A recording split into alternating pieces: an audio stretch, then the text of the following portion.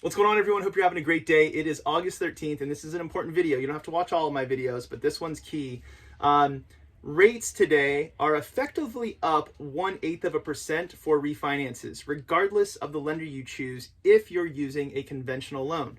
So the FHFA, which manages Fannie Mae, or is the agency that governs Fannie Mae and Freddie Mac, decided late last night that it would be a good idea to add a fee. It's like a tax almost. Like, when you go to the hotel and they tell you the room rate's this, and then there's all these little add-on fees. That's basically what it is.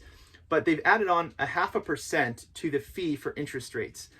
That 0.5% in fee ultimately equates to about 1/8 in rate.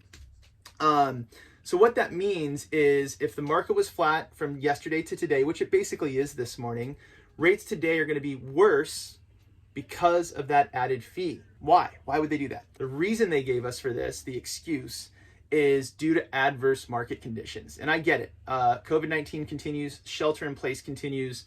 But if that was really the concern, wouldn't you have done it on purchase transactions as well? They only applied it to refinances. So what have we done about that? Well, it comes as a shock, right? So you guys know I do these mortgage rate updates all the time. I want to make sure you're well educated. Regardless of the market conditions, this happened, right? And we had no notice. Our company is offsetting that temporarily just because nobody knew. It comes as a shock and it doesn't want to feel like a bait and switch.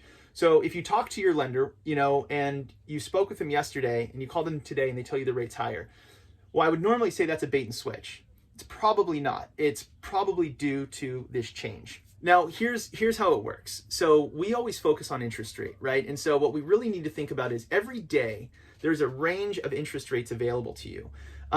What I call it is risk-based pricing. So if you have an investment property, investment properties always have higher interest rates than a primary residence would. Why?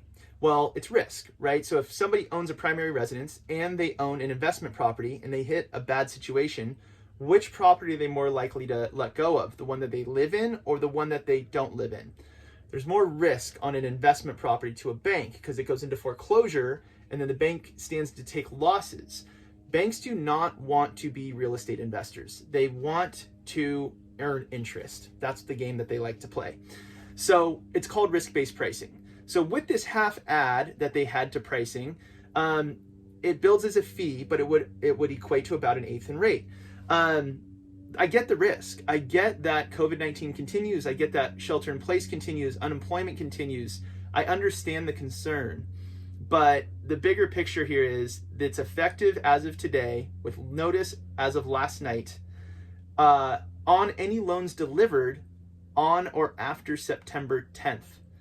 So that means any loans that our company has made, even prior to this, that were locked prior to this, everyone's refinancing in the entire country. That means that refinances are taking, 45 to 90 days in some cases. It depends on what the process is.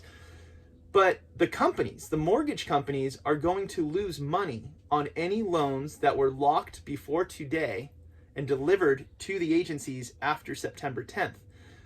They're just grabbing money off of refis. I think it's a little bit messed up. I focus on what I can control. I let go of what I can't. But, you can kind of see through it.